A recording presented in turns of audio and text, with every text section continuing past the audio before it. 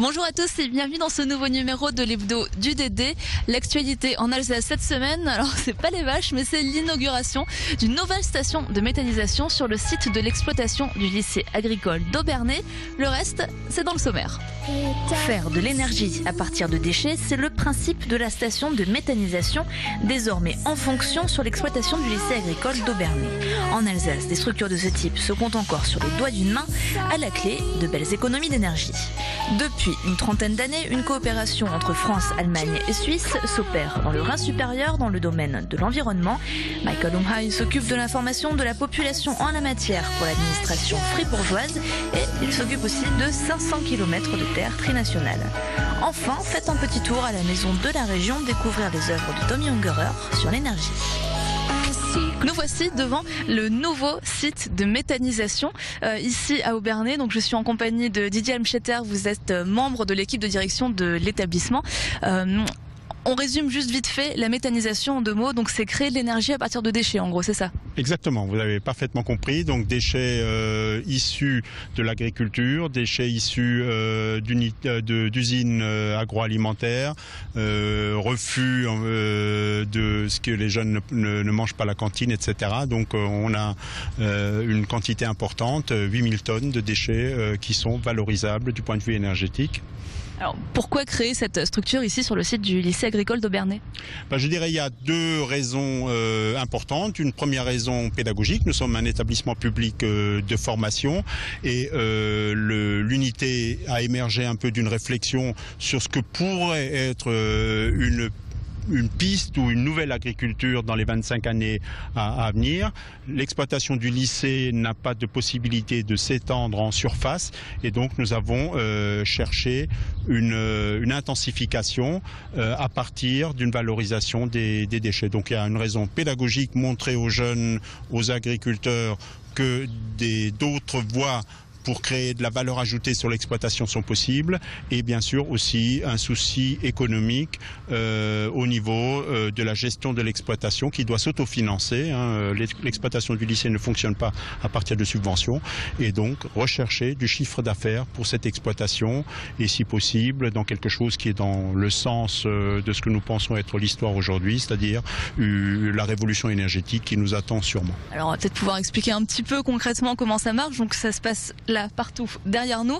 Donc voilà, vous parliez de déchets de l'exploitation, des cantines, des alentours. Ça va être quoi un petit peu le chemin du coup ici? Alors c'est relativement simple. Donc effectivement dans le bâtiment couvert qui est derrière nous, arriver d'un côté des déchets solides ou alors déchets liquides qui seront traités dans la fosse qui est derrière moi, pasteurisés dans le réservoir qu'on peut voir avant d'être introduits par pompage dans le digesteur.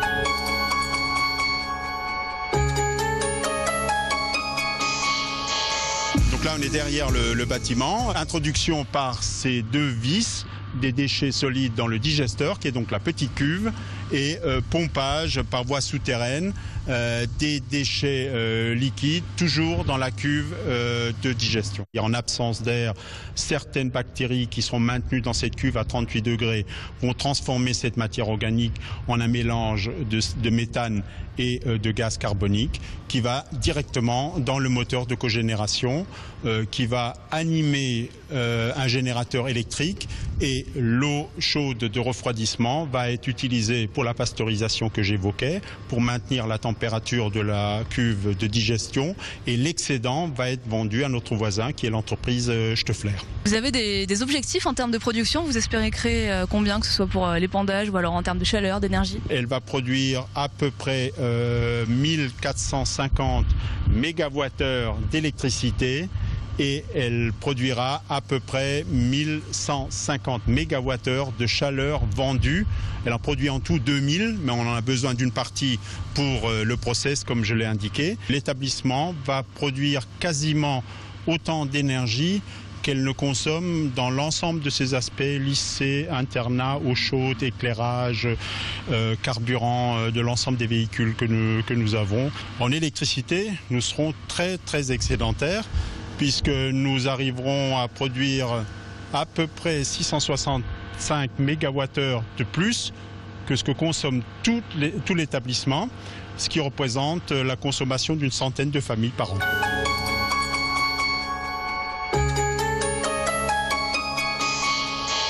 On arrive au point central aussi. Voilà, la cuve dite de maturation, qui est le stockage du digestat.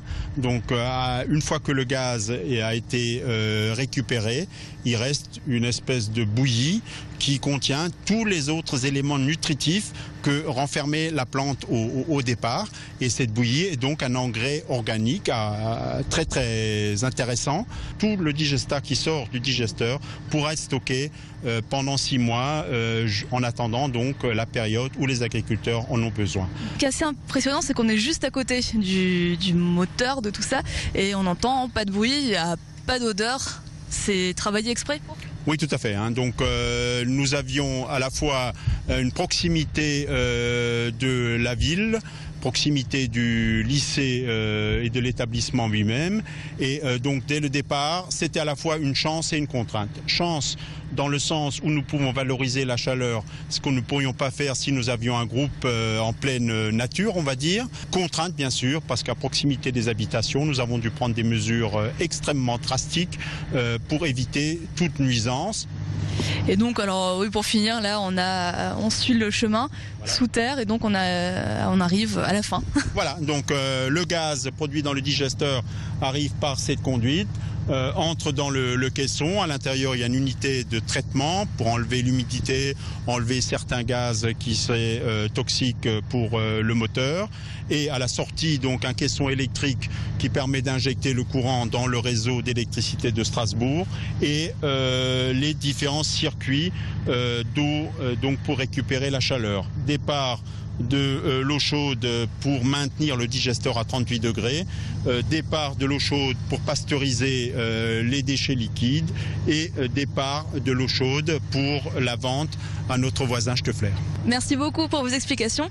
Tout de suite, on parle d'énergie, mais alors d'une façon complètement différente. Direction la Maison de la Région, où une exposition d'œuvres de Tommy Ungerer sur l'énergie a lieu jusqu'au 26 avril. Un reportage de Thibaut Cordonnier. Le travail de Tommy Ungerer pour l'électricité de Strasbourg marque une étape dans le sens où, à ce moment-là, au début des années 1990, il n'était pas reconnu pour son travail publicitaire en France. Et c'est la première entreprise française qui lui a donné l'occasion de s'exprimer dans ce domaine. Alors Tommy Ungerer aborde le thème de l'énergie électrique et aussi des énergies renouvelables, avec évidemment beaucoup d'humour et de causticité.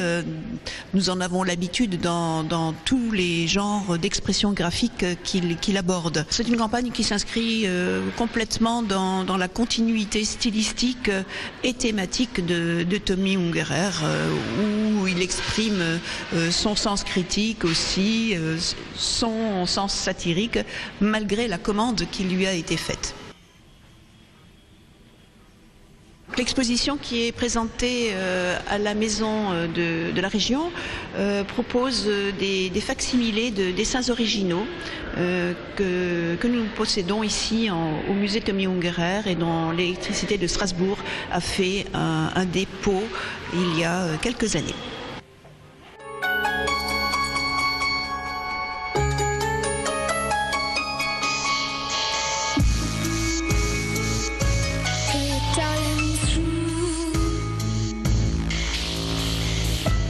Nous finissons cette émission en haut de la Weisstannenturm à Kehl, en compagnie de Michael Umhai.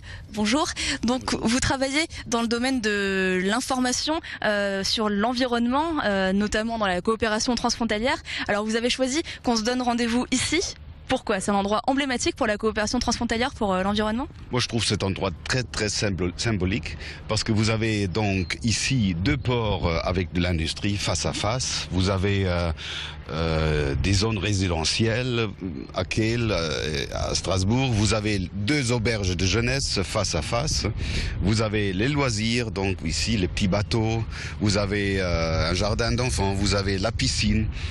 Et vous avez de l'industrie dans le port sud. Vous avez les bateaux touristiques, vous avez une voie navigable avec le transport aussi des matières dangereuses. Vous avez le pont ferroviaire pour le TGV, donc une liaison européenne qui passe ici. Donc je trouve l'endroit il est très symbolique pour expliquer un peu cette coopération transfrontalière dans l'environnement. Pourquoi une coopération transfrontalière dans le domaine de l'environnement? Pourquoi? Déjà parce qu'il y a des conventions internationales et des directives européennes, mais on pratique ça déjà depuis 82, donc 9 ans avant Espoo.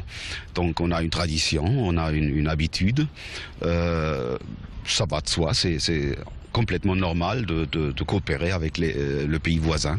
Concrètement, ça se passe comment? Je veux dire, est-ce que vous intervenez quand il y a des risques de pollution? C'est pour protéger le Rhin, des espaces verts? Ça concerne quoi? On a un guide de l'application de toutes les conventions et directives qui prescrit exactement comment l'autre pays gère l'information.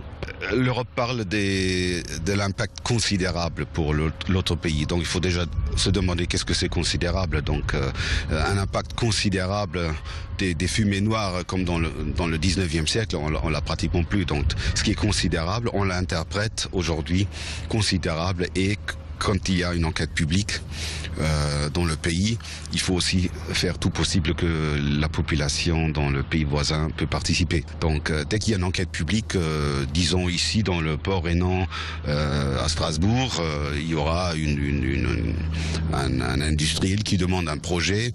Donc il se déroule une enquête publique côté français.